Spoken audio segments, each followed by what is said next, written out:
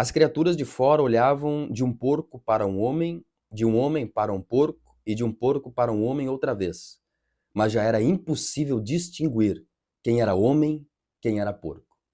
Olá, então hoje vamos falar sobre essa obra de George Orwell, A Revolução dos Bichos. É um livro que serve tanto para leitura infantil, adolescente, mas também, se lido por adultos, ele possui profundidade e articulação histórica.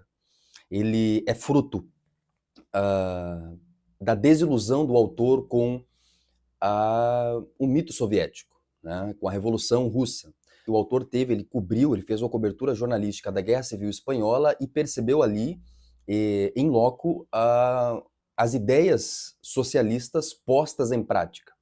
E quando isso acontece, ele então se desilude por completo. Quando as ideias socialistas são postas em práticas, na grande ideia elas são a mesma coisa, elas se tornam a mesma ditadura de qualquer outro tipo de ideologia. O autor se desilude então com isso, com o movimento socialista global, escreve essa obra que talvez seja uma sátira, é uma obra cínica, muito sarcástica.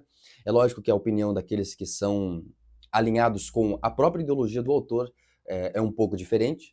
Todavia, a grande realidade é que essa obra ela se mostra como a grande expressão de que, mesmo dentro do movimento socialista, existe desilusão por completo, sabendo que aqueles que outrora oprimidos, quando tomam o poder, se tornam os próximos opressores, né? A grande lição que nós podemos tirar dessa obra é basicamente essa. Então aqui vão ser escritos aqui, delineados alguns personagens. Você vai ter o primeiro deles, que é aquele que inicia as ideias, então começa no plano das ideias de uma revolução. Os bichos fazem parte de uma fazenda, e nessa fazenda, então, eles decidem revolucionar, ou seja, se levantar contra o fazendeiro. E eu estou aqui explicando de maneira bem básica, né, a história. Logicamente você precisa ler, mas então eles precisam se levantar contra o fazendeiro, e tudo isso começa com a pregação, com o discurso de um grande porco chamado Major, que talvez seja uma figura de Lenin, né, que inicia, que espalha essas ideias pela Rússia, à época, no início do século XX. Esse carinha que está aqui atrás, que por sinal é uma ironia, caso você não tenha percebido, né? Mas, então, Lenin, ele espalha, talvez seria esse Major, esse porco gigantesco, né, talvez esse javali, que morre em seguida, logo no início do livro, mas que espalha as ideias e começa a impregnar as ideias de revolução para os outros bichos. E eles decidem se revolucionar, decidem se levantar contra o fazendeiro, expulsam ele da fazenda. E quando a revolução acontece, enfim, tomam o poder da fazenda, os porcos, que são os animais aqui mais inteligentes à época, né, na história, eles então tomam o poder.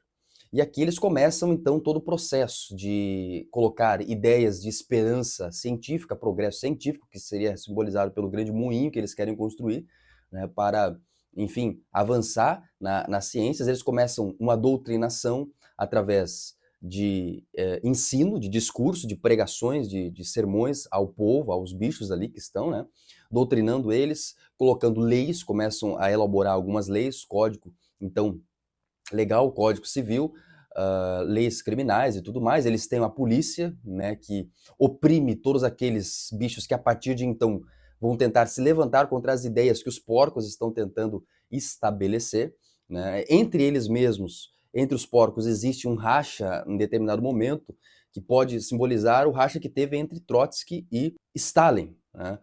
Trotsky, talvez simbolizado pelo porco Bola de Neve, que é expulso então da fazenda pelo porco Napoleão.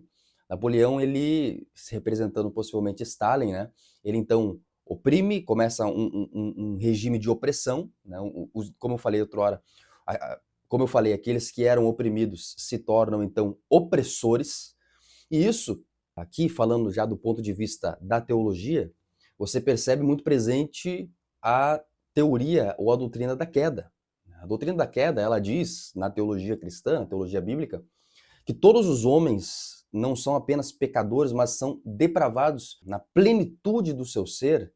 Depois da queda de Adão e Eva no Jardim do Éden, eles então estão depravados, no sentido de estarem afetados pelo pecado, em uma pecaminosidade que abrange não só a sua instância física, mas também psíquica, emocional, suas pulsões, suas vontades.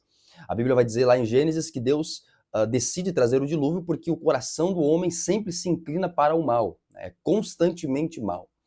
E isso está muito presente nessa ideia e muito presente na história da Revolução Russa. A Revolução Russa é uma grande prova da doutrina da queda, porque quando aqueles que estavam sendo oprimidos e reclamando da opressão chegam ao poder, automaticamente o coração pecaminoso do homem, diante do poder, se manifesta.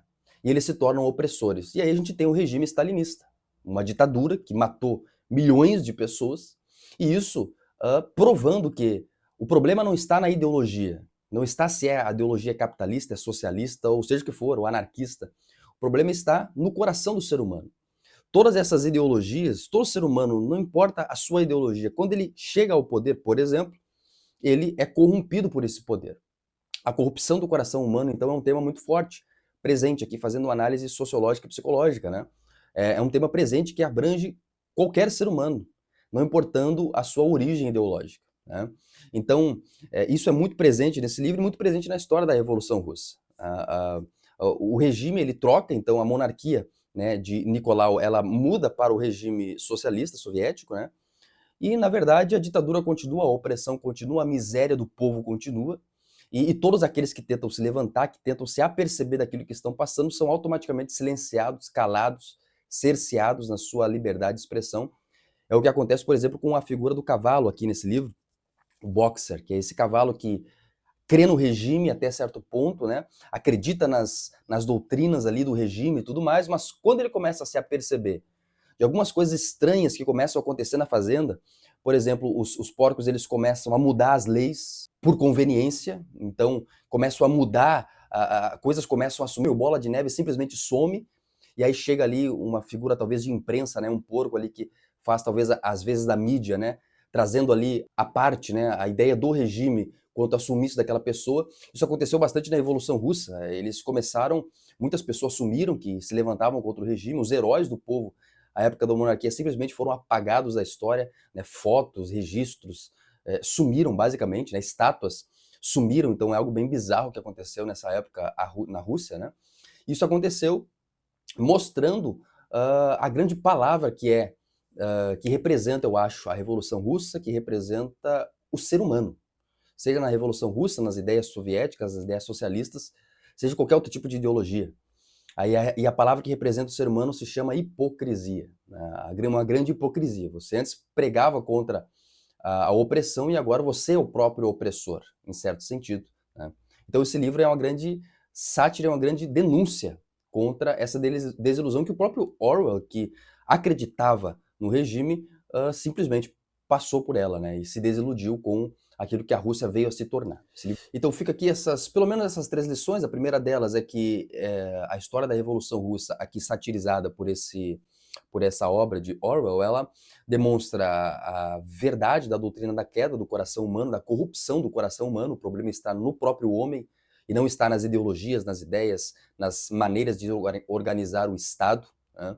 A segunda lição que nós temos é o perigo de não pensar por si, de sempre delegar a sua capacidade de raciocínio, a sua capacidade crítica a outrem. Então você se entrega, né? Você é basicamente sufocado na sua capacidade crítica. Isso é perigoso quando isso acontece. Isso normalmente acontece em movimentos políticos. Movimentos políticos, existe uma obra de Freud de 1917, agora eu não lembro certinho, ou 21, que se chama Psicologia das Massas e Análise do Eu, onde ele fala que quando você se une a grupos, sejam eles políticos, ele dá exemplo também do exército, a tua capacidade cognitiva crítica, a tua capacidade de questionamento, de pensar por si próprio, ela é suprimida pelo pensamento geral do grupo. E a gente percebe, e percebeu isso no Brasil agora há pouco, sejam nos grupos petistas, sejam nos grupos bolsonaristas, pessoas que basicamente são sufocadas, elas achatam a sua capacidade crítica e passam por um processo de verdadeiro emburrecimento, né? Emburrecimento protagonizado, então elas começam simplesmente a ecoar, a refletir as doutrinas do grupo, né? As doutrinas da sua corrente ideológica. Isso as ideologias fazem, as ideologias elas emburrecem o ser humano, que ficam ali fechados naquela maneira de pensar, né? E achatam a sua capacidade crítica. Então, essa é uma segunda lição importante. O perigo de não pensar por si, de não criticar, isso é muito complicado. Os bichos ali, eles simplesmente abriam a boca e recebiam aquilo que os porcos despejavam sobre eles. Então, as ideias do Estado, as ideias dos porcos, a doutrina dos porcos, eles... E aqueles que tinham um pingo de capacidade crítica eram automaticamente oprimidos pela polícia, que aqui eram os cachorros. Se eu não me engano, os cachorros era a polícia que cerceava os animais, sumia com os animais, basicamente, né? E era uma grande hipocrisia, né? Então, e a terceira lição que talvez a gente pode tirar é a respeito da nossa tendência natural como sociedade de eleger líderes. Os bichos fazem a revolução, eles não instalam um comunismo de um governo de todos, eles automaticamente já elegem os porcos, que são os líderes mais inteligentes talvez, e eles ficam ali nesse sentido, e como eu já falei, os bichos então achatam sua capacidade crítica, e isso faz com que eles sejam oprimidos novamente. Então, são algumas lições que a gente pode tirar dessa obra, lições filosóficas, teológicas, como eu comentei, e reflexões que a gente pode tirar para a nossa vida, ok? Fiz uma análise mais teórica, né, trazendo algumas lições sobre essa obra, e esse foi o meu objetivo falando sobre ela. É uma obra muito válida, vale a pena você ler para entender sobre isso. E, na grande realidade, o final da obra, a última frase foi o que mais mais me impactou, que é muito interessante, porque ele termina de uma maneira genial, falando sobre a hipocrisia do ser humano. Ele termina dizendo assim, na página 112 desta publicação da Companhia das Letras. A última frase da obra. As criaturas de fora olhavam de um porco para um homem, de um homem para um porco, e de um porco para um homem outra vez.